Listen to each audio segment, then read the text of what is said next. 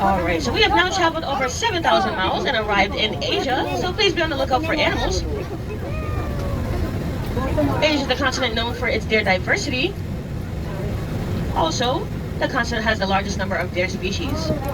And this here we call Kanha Meadow. We're actually going to hear from one of our field scientists, Michelle, about her day here with the deer. Hi, my name is Michelle. I'm part of the Wild Asia Keeper team.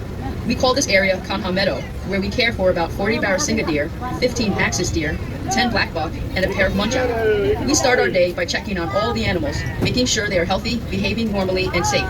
Sometimes, fawns and calves are born overnight. Newborns are given a neonatal exam, which includes weighing, vaccination, and tagging for identification purposes. While the animals are in the meadow, we prepare their nighttime holding areas so that they have a safe and clean place to spend the night.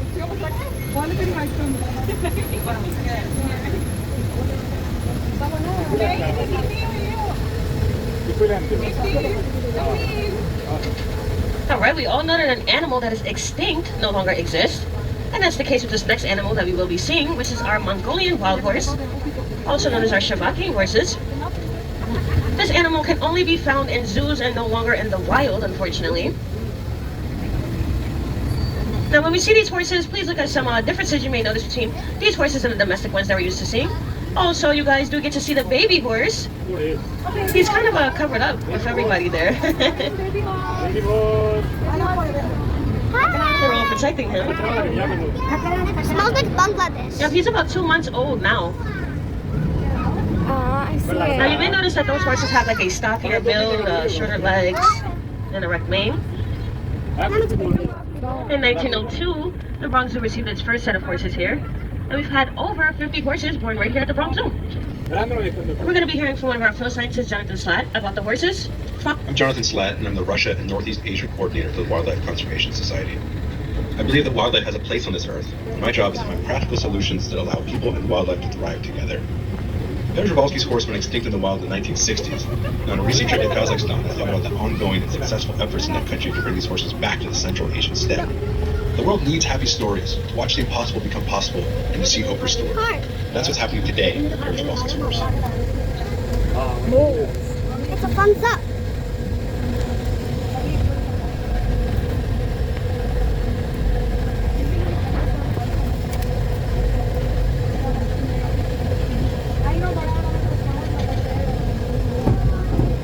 Why is there no animals? I don't know.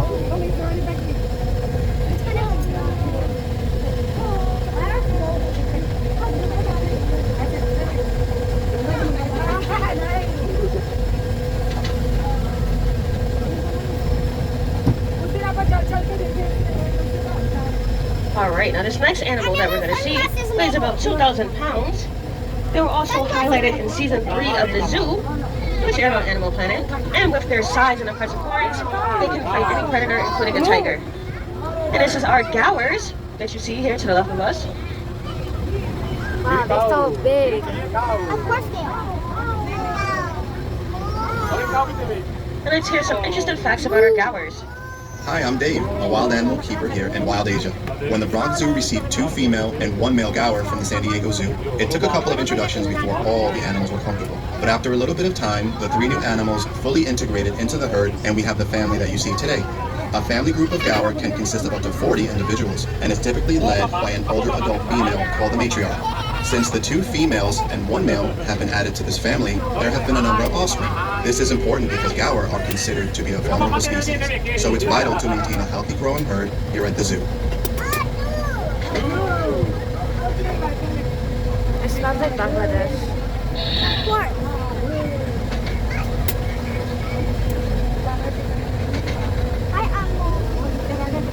Stop them, you're not supposed to stand up.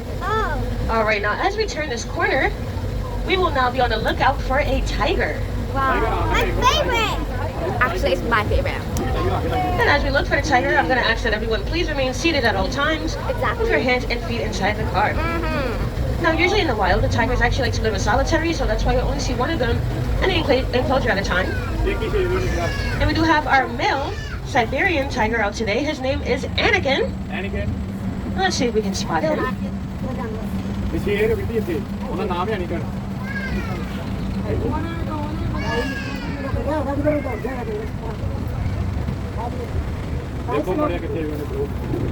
Stop. Go away. You're ruining it. He is hiding so well. Yeah. He's hiding, I mean. Oh, he's shy? I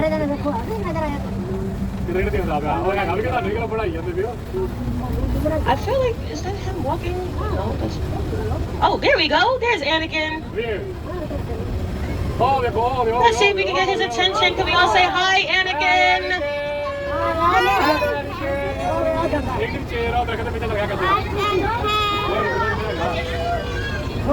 So a fun fact about our tigers, they actually like to eat medium-sized deer and a wild pig. They can eat about 40 pounds of meat at one time, which is equivalent to 160 hamburgers. All at one setting. We're going to hear from one of our field scientists about the tigers. WCS works with many species of tigers in the wild and at the zoo. Here's a note from one of our field scientists about his experience working with rangers to protect tigers in Indonesia. Hi, my name is Fahru Anam. I'm helping the rangers of the national park in doing their forest patrol. There was a time when we found some tigers with roots in the jungle. But then we also found that some snares are installed inside the forest, which become threats to the animal. We dismantle the snares to make sure that the tigers are safe. Alright, now this next animal that we will be seeing is our wild pig species called the babirusa. They do like to blend in with the mud and the rocks, so look towards those areas while trying to spot them. They're pretty small and timid. They do like to run and hide, so we have to be very quiet while we approach them. Also, if anyone here has seen the movie Lion King, you can kind of compare them to Pumbaa. Now, I already see one here, so you guys are going to have to look down towards the gate to try to spot him.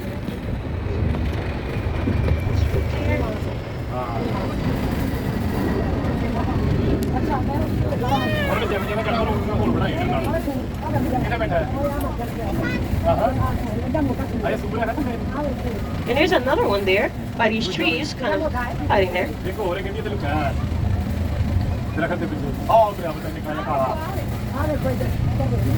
Alright, so as we leave our babirusas behind, this next animal is the world's largest land mammal. And it is our Asian elephant, Patty. And if you look to the left here, this big tree stump is actually Patty's elephant-sized back scratcher. Patty can eat about 200 pounds of hay each day and drink 60 gallons of water. Also, there are about 40,000 muscles in her elephant trunk alone. She also gets plenty of pedicures here. And as we approach Patty, can we also show her some love? Can we all say, hi, Patty? Hi, hey, Patty girl. Hi, Patty. Patty.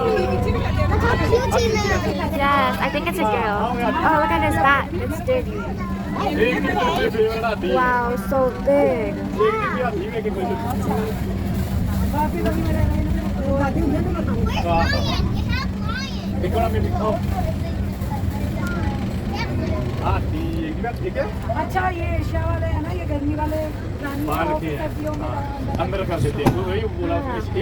Alright, now the next animal that we will be seeing is highly endangered. There are only about 3,700 in India and Nepal.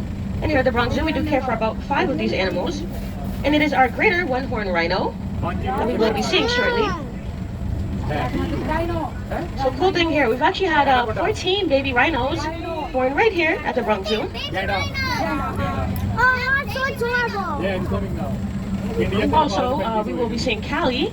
She weighs about 3,500 pounds. Wow. A fun fact for any moms on board with us today, a female rhino is pregnant for 16 months. Can you imagine that?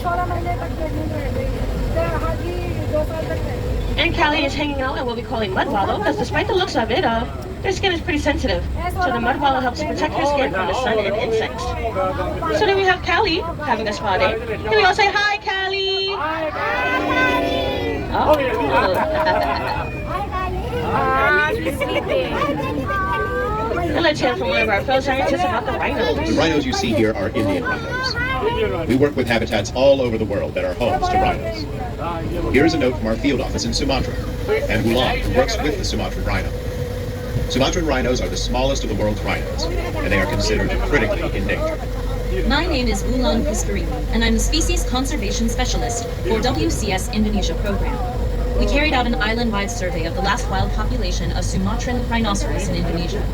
With so many unknowns on how to manage Sumatran rhinos in the wild or captivity, our study showed definitively that we must protect them at source. The cost of doing nothing could be the extinction of the species, and I can't imagine that.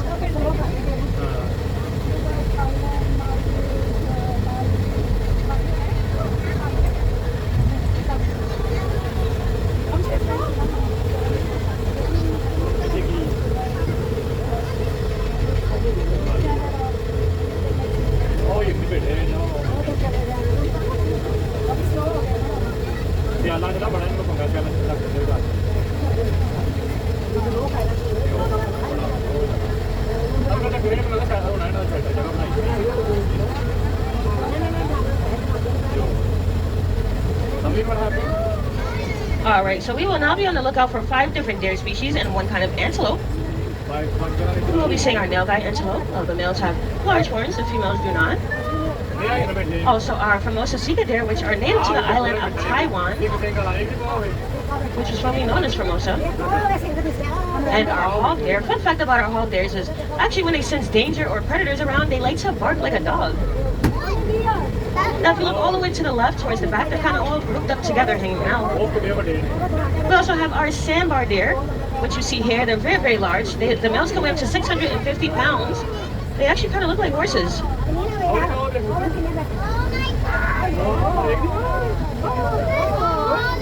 That's so cute. And we also have here our Chinese tufted deer. They're very, very small, weighing only 40 pounds. And as you can see, they kind of blend in with everything.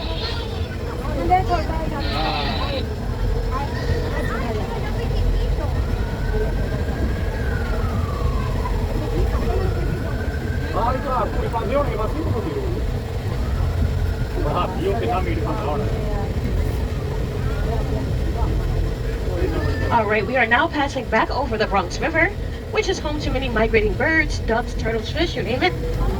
If we take a good look, you may see some outlines of fish, or you may see some turtles swimming around down there. You didn't have so much time with the other stuff.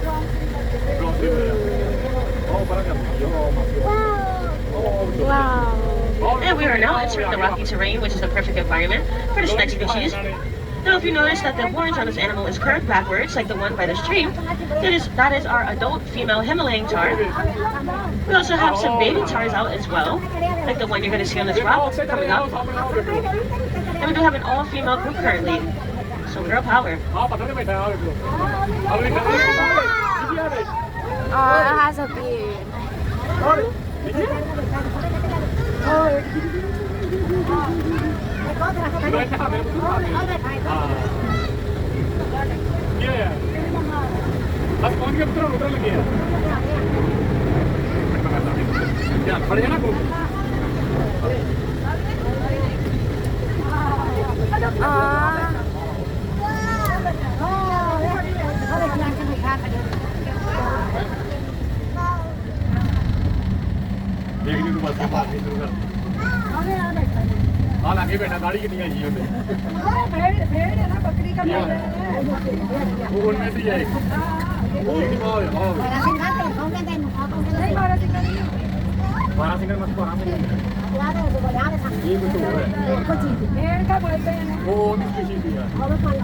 Alright guys, please make sure you visit our Himalayan Highlands exhibit, which is just a short walk from the monorail. There you can see some of our red pandas, and you can also see one of Asia's big cats, the snow leopard. I love pandas.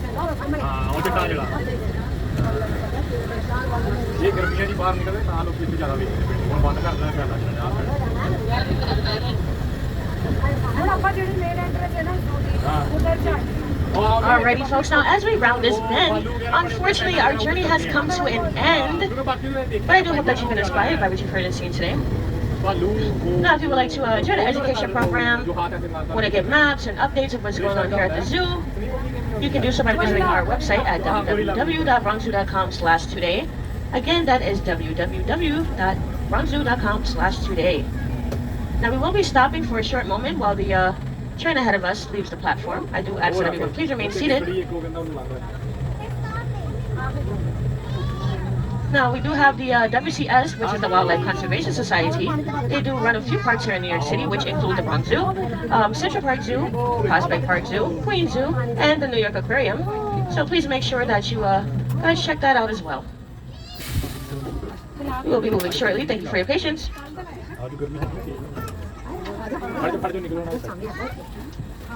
Alright, I want to thank each and every one of you for being here because you're helping us to help save the wildlife, and we greatly appreciate that. Now for those exiting the front row, there will be a step up, and for those exiting the back row, there will be a step down. Again, I want to thank you so very much for joining us on our 125th anniversary. Yay! And once again, my name is Liv. It's been a pleasure driving you folks around today. I do hope that you come back and visit us again soon. And again, remain seated until the train doors open.